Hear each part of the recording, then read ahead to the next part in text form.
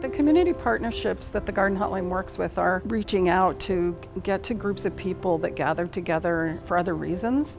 It's always easier to reach people where they are than to try to call them over and say, hey, come over here, we want to tell you something. It's more respectful too, to just engage people in their own activities. We get the opportunity to go out and meet people, where they're gardening, where they're having a meal, where they're having community together, whether that's a faith-based organization or a senior center or low-income housing or an apartment building. Wherever people are clustered, then we have activities that we can offer to them.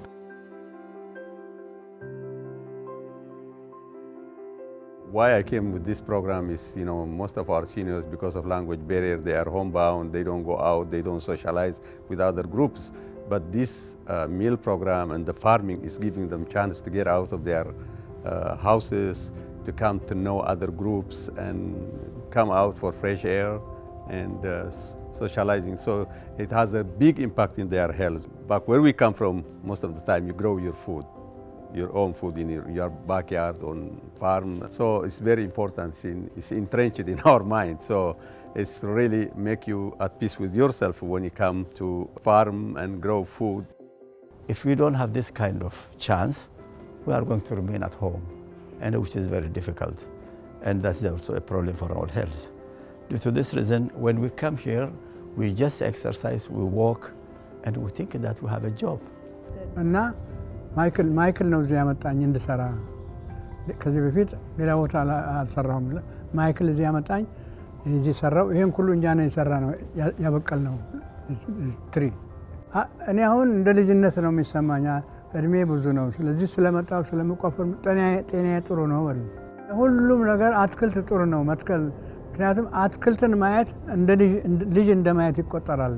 My ultimate hope is to also find other property that they can garden on. So I'm working on a project where I'm trying to activate a Seattle right-of-way space that SDOT is interested in having people adopt, and having some of the elders actually farm there for themselves as well.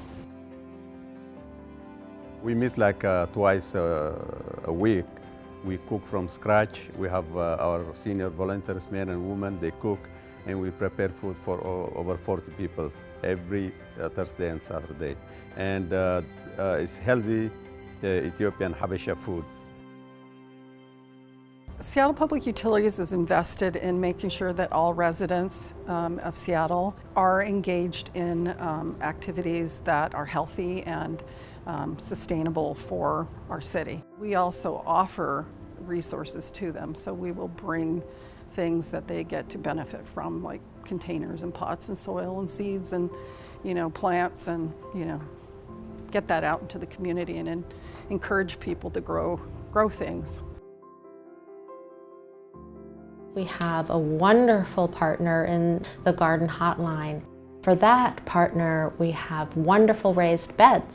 Oftentimes, someone with limited communication, you can make a lot of generalizations about them and their capabilities, but seeing them come alive and putting their hands in the earth and planting the seeds and just being so excited, it's really rewarding.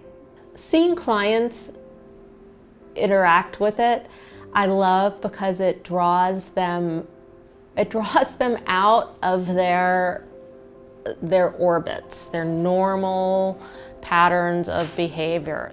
Being a nonprofit agency, resources are limited, and so being able to harvest food that we've grown cuts down on costs, but it also shows clients where food comes from.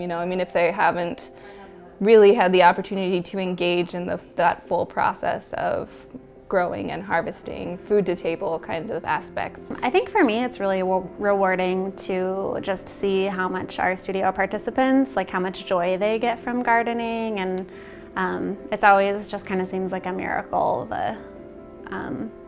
the blossoming of flowers and how quickly everything grows.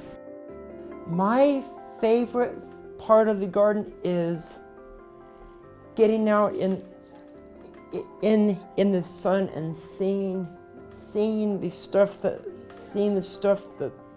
is constantly being being grown. It's nice. I like the garden. We picked a lot of vegetables, tomatoes and zucchini. What are some of your favorite things to eat from the garden? Green beans. I like coming here every Monday, then Thursday. I like coming here. Picking the green beans. I like the water, and I like making stuff go and all that. A lot of the people that come to Full Life might have more isolatory existence if there weren't programs for them to come to. And so creating a social space allows them to get to know each other, to create friendships, and just build community.